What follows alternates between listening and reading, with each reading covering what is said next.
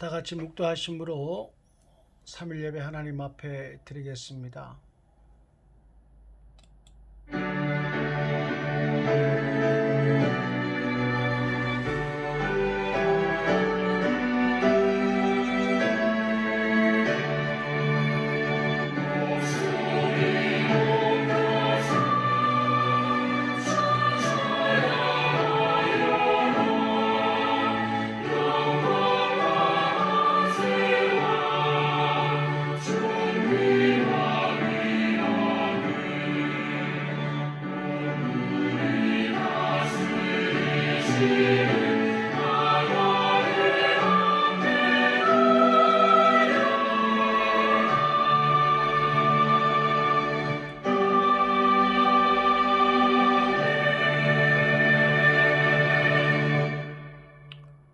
저희들을 늘 긍휼히 여기시고 생명의 길로 인도하시는 좋으신 하나님 아버지, 오늘도 수고하고 무거운 짐진 자들아 다 내게로 오라, 내가 너희를 쉬게 하리라 하신 예수 그리스도의 말씀을 기억하고 주님 앞에 나와 예배하게 하시니 감사를 드립니다. 오늘 예배할 때에 구원의 하나님을 만날 수 있도록 도와주셔서 광야의 인생길 살아가는 저희들이 새 힘을 얻고 돌아가게 하여 주옵소서. 모든 영광 성삼위 하나님 홀로 받으시기를 원하오며 우리 구주 예수 그리스도의 이름으로 기도드리옵나이다. 아멘. 함께 370장 찬송 부르시겠습니다.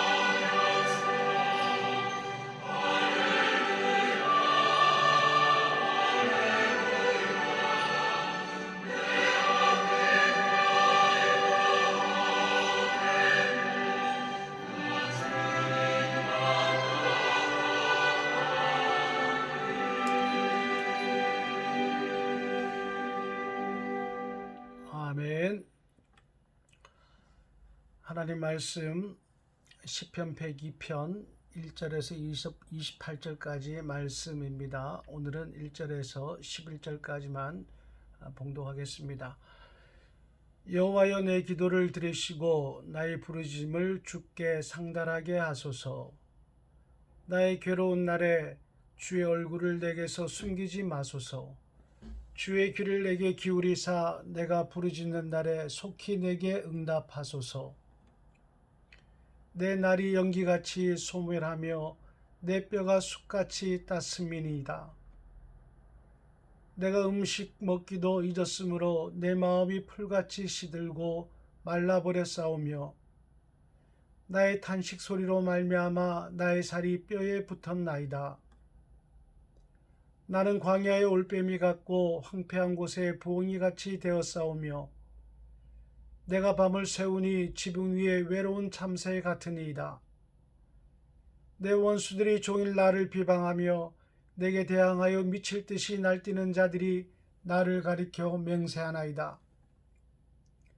나는 죄를 양식같이 먹으며 나는 눈물 섞인 물을 마셨나이다. 주의 분노와 진노로 말미암음이라 주께서 나를 들어서 던지셨나이다. 내 날이 기울어지는 그림자 같고 내가 풀에 시들어짐 같으니이다. 아멘. 오늘은 고난당한 자의 기도라는 제목으로 말씀 상고합니다. 표제에도 보면 고난당하는 자가 마음이 상하여 그의 근심을 여호와 앞에 토로하는 기도라고 되어 있습니다. 우리들 가운데 고난을 당하시는 분이 계시다면 오늘 시편의 말씀을 통해서 그 해답을 얻는 은혜가 있기를 바랍니다. 이 시가 쓰여진 배경은 이스라엘이 바벨론 포로 생활할 때 바벨론 포로지에서 기록되었다라는 것이 주류적인 해석입니다. 바벨론 포로지에서 고난을 당하고 있는 시인은 오늘 1절 말씀을 보면 기도로 오늘 시편의 말씀을 시작하고 있습니다. 성경은 고난당하는 자에게 늘 기도할 것을 말씀하고 있습니다. 기도만이 인생의 해답이라고 하는 것을 교훈해 주고 계시는 겁니다. 그런데 시인은 하나님의 응답이 없는 것 같은 상황에서도 기도하고 있는 것을 우리는 주목해 보아야 됩니다. 2절 말씀, 나의 괴로운 날에 주의 얼굴을 내게서 숨기지 마소서. 주의 귀를 내게 기울이사 내가 부르짖는 날에 속히 내게 응답하소서. 아멘. 이스라엘 백성들은 포로지에서 하루하루 괴로운 고난의 날들을 보내고 있었을 겁니다. 영화 군함도를 보면 일제시대 우리 국민들이 얼마나 큰 괴로움을 당했는가라고 하는 것을 알게 됩니다. 많은 국민들이 포로로 끌려가서 지하 동굴에 갇히고 거기에서 강제 노역을 당하고 정말 끔찍할 정도로 큰 고난을 당하는 것을 영화를 통해서 보게 되는데요. 포로지에 끌려간 이스라엘 백성들도 아마도 큰 괴로움을 당했을 것이다, 이렇게 생각이 되어집니다. 시인은 바로 이러한 괴로움 속에서 하나님께 기도하고 있는 겁니다. 근데 하나님께서는 시인이 생각하기에 자신의 기도에 응답하시지 않는 것처럼 생각되고 있습니다. 시인이 나의 괴로운 날에 주의 얼굴을 내게 숨기지 마소서라고 기도하고 있지 않습니까? 시인은 지금 고통 속에서 계속 간절하게 기도하고 있는데 하나님은 얼굴을 숨기시고 계신 것 같은 상황이 계속되어지고 있는 겁니다. 그러니까 시인의 마음이 얼마나 괴롭고 답답했겠습니까? 그런 상태에서 시인의 신세를 나타낸 말씀이 3절에서 7절까지 말씀입니다. 시인은 내 날이 연기같이 소멸하며 내 뼈가 숯같이 탔다라고 고백합니다. 4절에서 음식을 먹기도 잊었다라고 고백을 합니다. 5절에서는 나의 살이 뼈에 붙었다라고 고백을 하고 7절에서는 밤을 새우고 또 지붕 위에 자신이 외로운 참새 같다, 이렇게 한탄을 하고 있는 것을 말씀을 통해 보게 됩니다. 이 말씀들을 보면 지금 시인이 육적으로 또 심적으로 얼마나 큰 고통 중에 있는가라고 하는 것을 알게 됩니다. 여러분들은 시인처럼 이런 적이 있습니까? 인생의 무상을 느끼고 속이 숯검정처럼 타들어가고 음식을 먹어도 넘어가지 않고 그래서 피골이 상접해가고 허허벌판에 혼자 서 있는 것 같은 공황장애를 앓는 것 같이 그 외롭고 두려운 경험을 해본 적이 있습니까? 사람들은 이러한 이유 때문에 스트레스를 받게 되고 그래서 암에 걸려 죽게 되고 또 그만 생명을 버리는 그런 경우가 종종 있게 되는 겁니다. 그런데 시인은 이런 괴로운 상황이 오랫동안 계속되자 회개하는 것을 오늘 말씀을 통해서 보게 됩니다. 10절 말씀을 보면 주의 분노와 진노로 말미암음이라 주께서 나를 들어서 던지셨나이다, 이렇게 고백을 하고 있습니다. 시인은 지금 포로지에 끌려와서 고통을 당하고 있는 것이 하나님의 분노와 진노로 인한 것이다 라고 하는 것을 고백하며 회개하고 있습니다. 사람들은 어떤 고난이 있을 때에 그 고난의 일만 몰두해서 원망하기도 하고 좌절하기도 하고 분노하기도 합니다. 그런데 시인은 지금 겪고 있는 고난이 자신을 포함한 하나님의 백성들이 하나님의 말씀대로 살지 않았기 때문에 하나님의 진노를 받아서 하나님의 심판으로 그런 것이다 라고 하는 것을 깨달으면서 원망이나 한탄이나 분노보다는 회개하는 일에 마음이 미치고 있는 것을 우리가 느낄 수 있게 됩니다. 여러분, 성경에 기록된 위대한 신앙인들을 보면 고난당할 때 회개한 것을 많이 봅니다. 그리고 그 회개가 그들을 구원한 것도 많이 봅니다. 아합왕은 죄를 머리에 뿌리며 회개를 했고 다윗 왕은 내가 여호와 앞에 범죄하였다라고 고백하면서 회개를 했습니다. 그런데 사울 왕은 회개하지 않았습니다. 회개한 다윗과 아합은 하나님의 구원을 받았지만 회개하지 않은 사울 왕은 구원을 받지 못한 것입니다. 여러분, 성경은 분명히 말씀하고 있습니다. 회개하는 자가 새롭게 되는 날을 맞이하게 된다라고 말씀하는 겁니다. 지금 우한 코로나 바이러스 전파가 계속 되어지고 있습니다.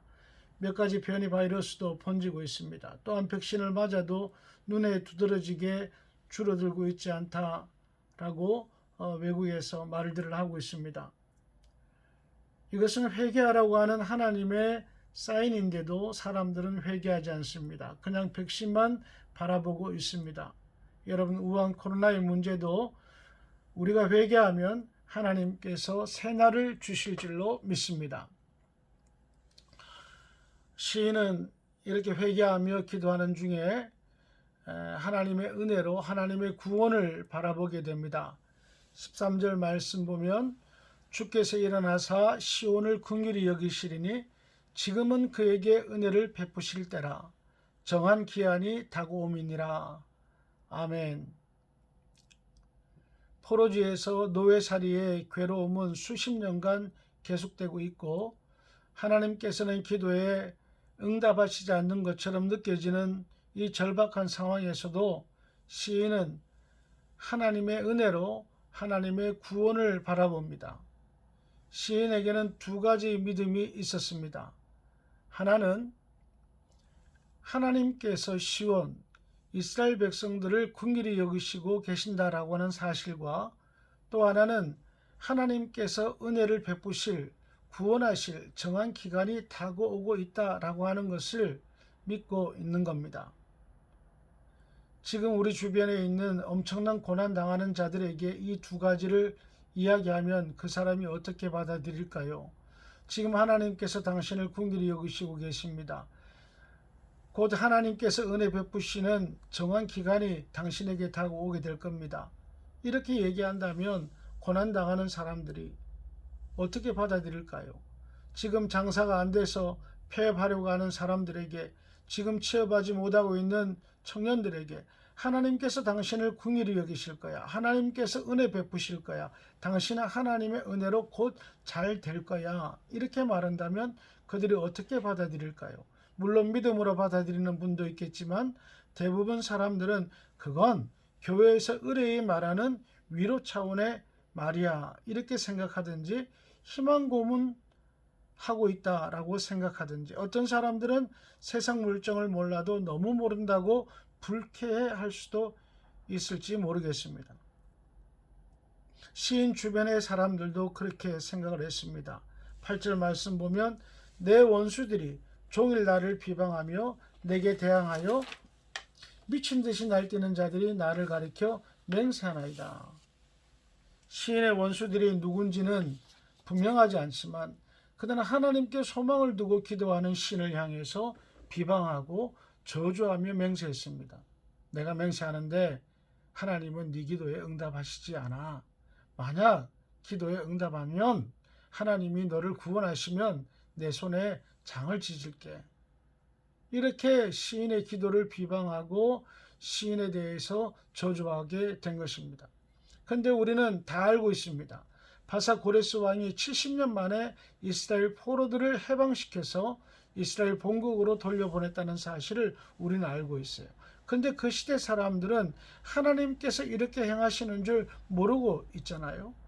그러니까 시인이 하나님께 소망을 두고 하나님께 기도하는 것을 비방하고 또 저주하며 맹세하고 있는 겁니다.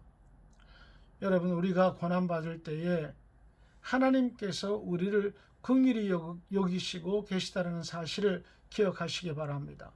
그리고 하나님께서 나에게 은혜 베푸실 정한 기한이 다가오고 있다는 사실도 기억하시기 바랍니다. 그리고 고난받을 때에 나에게 이렇게 말해 보시기 바랍니다. 하나님 나를 긍휼히 여기십니다. 하나님께서 나에게 은혜 베푸실 때가 다가옵니다. 나는 잘 될 것입니다.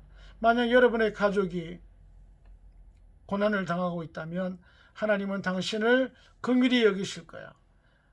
하나님께서는 당신에게 은혜를 베푸실 거야. 당신은 잘 될 거야.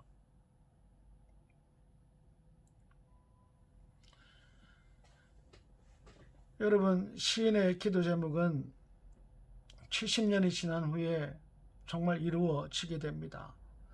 바사 고레스 왕의 칙령으로 물론 하나님께서 역사하셨지만 이스라엘은 포로지에서 예루살렘으로 돌아오게 되는 겁니다. 이때에 바벨론에서 예루살렘으로 해방되어 돌아올 때에 오늘 본문에서 기도하던 시인이 살았는지 죽었는지는 몰라요. 그러나 시인의 기도는 시간이 좀 길게 걸렸지만 응답되었다고 하는 사실입니다. 시인이 살았다면 그 자신이 예루살렘으로 돌아가는 구원의 은혜를 누렸을 것이고, 시인이 죽었더라도 그의 후손들이 구원의 은혜를 받아서 해방이라고 하는 큰 기쁨을 누리게 되었을 겁니다. 이처럼 우리의 기도는 우리를 복되게 하고 또한 우리 자손들을 복되게 하는 그러한 축복의 통로가 되는 겁니다. 사랑하는 성도 여러분, 고난 중에 하나님께 소망을 두고 하나님의 얼굴을 바라보며 기도하는 성도가 되시기를 바랍니다.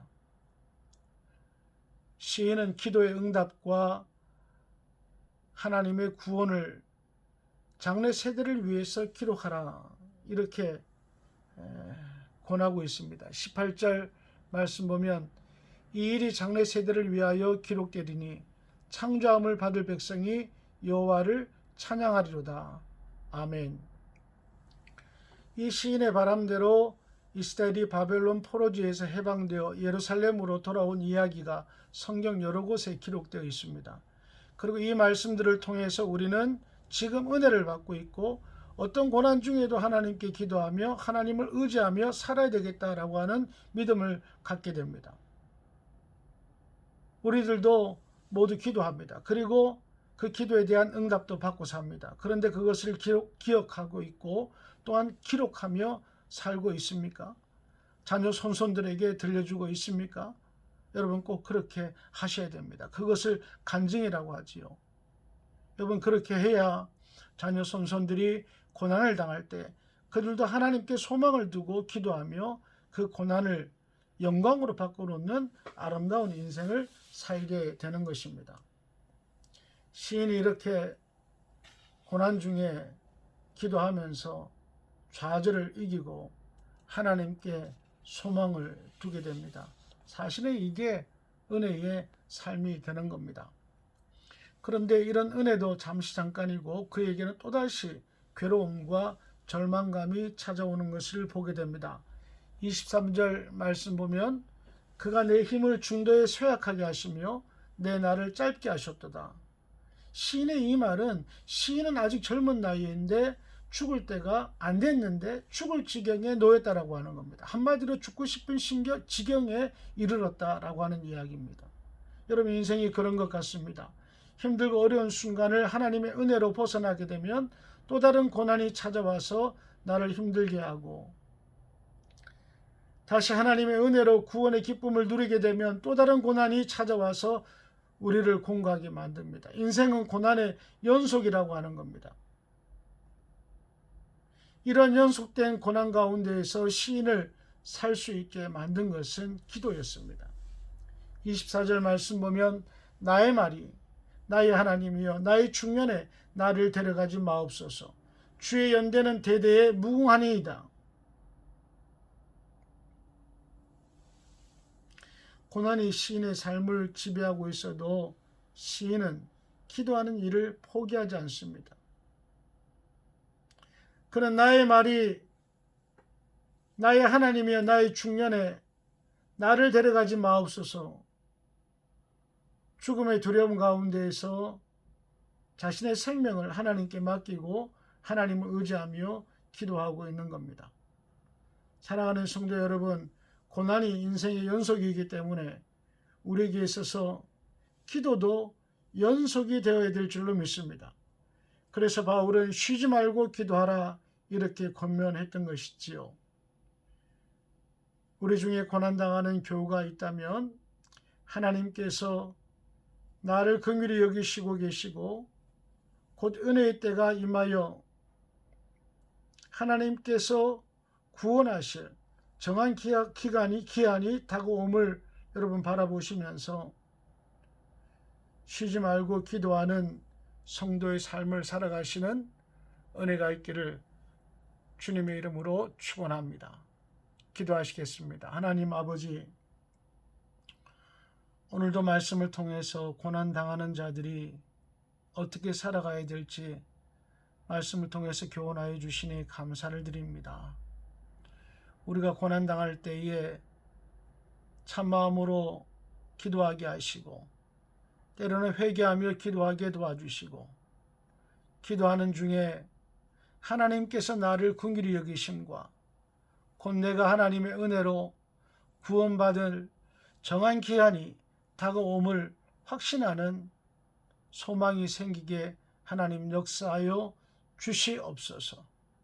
또한 저희들에게 기도의 응답을 주시는 하나님을 기억하고 그것을 기록하며 자녀 손손들에게 이웃들에게 간증할 수 있는 믿음도 허락해 주셔서 장래의 세대들이 주변에 있는 이웃들이 그들도 고난을 당할 때에 하나님의 소망을 두고 기도할 수 있는 믿음의 사람들로 자라나게 도와주옵소서.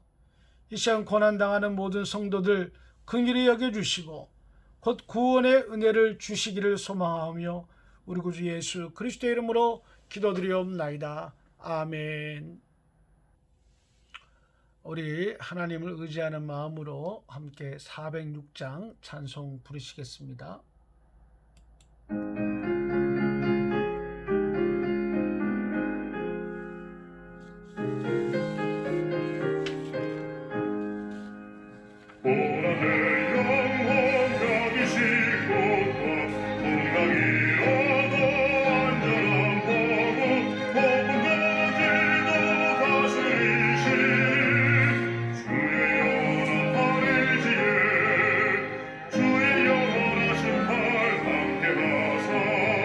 항상 나를 붙드시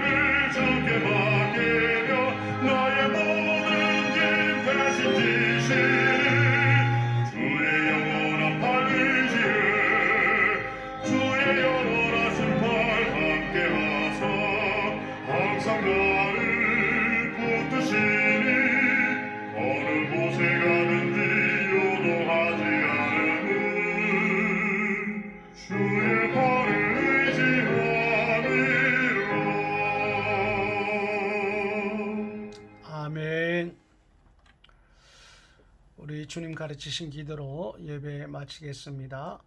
하늘에 계신 우리 아버지여, 이름이 거룩히 여김을 받으시오며 나라의 임하옵시며 뜻이 하늘에서 이루어진 것 같이 땅에서도 이루어지이다.